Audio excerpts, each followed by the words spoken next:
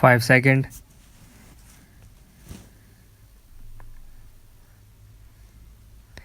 Mr.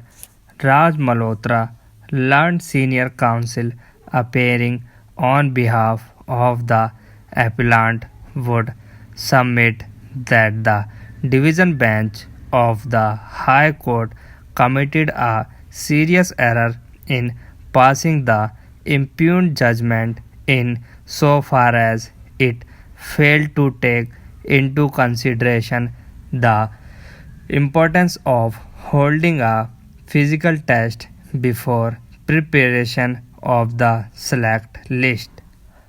The learned counsel urged that arbitrariness on the part of the selection committee is apparent for the fact that the order of holding tests was pushed to the background.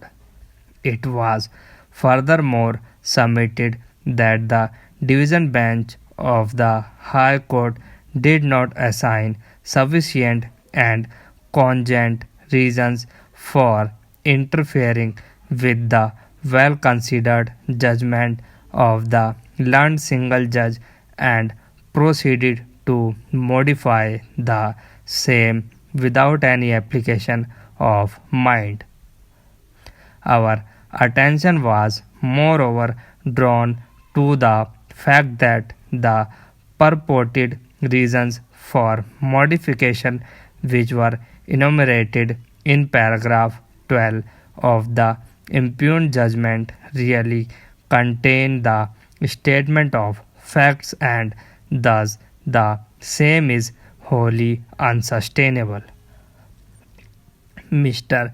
P. K. Goswami, learned senior counsel appearing on behalf of the private respondents, on the other hand, would contended that the appellant in the facts and circumstances on this case must be held to be stopped and precluded from raising any contention with regard to the validity or otherwise of the procedure for selection adopted by the selection committee, as he had participated in the selection process without any demur whatsoever.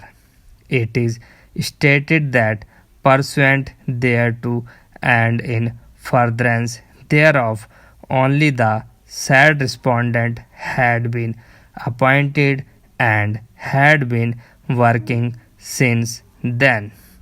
Our attention was furthermore drawn to the fact that against the order of the learned single judge a writ appeal had been filed by him, which is pending. Indisputably, in the advertisement, the candidates were required not only to qualify in the written test but also the physical ability test. A plain reading of the advertisement clearly goes to show that the interview was to be conducted only after holding of the said two tests.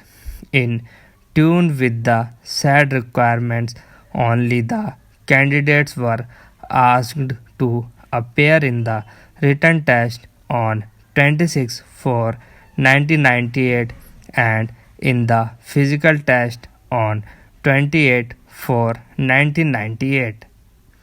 There cannot, however, be any doubt whatsoever that a selection committee in a given situation may lay down a procedure for the purpose of shortlisting the candidates, but that does not mean that for the said purpose the order of holding a requisite test would be charged.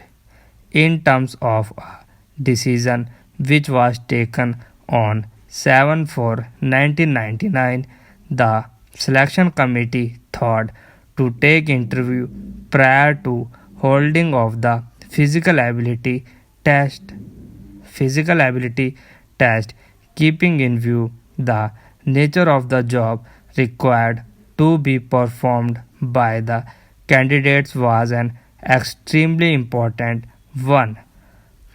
Passing in the physical ability test is a sine qua non for the selection of the candidates in the post of sub inspector of police.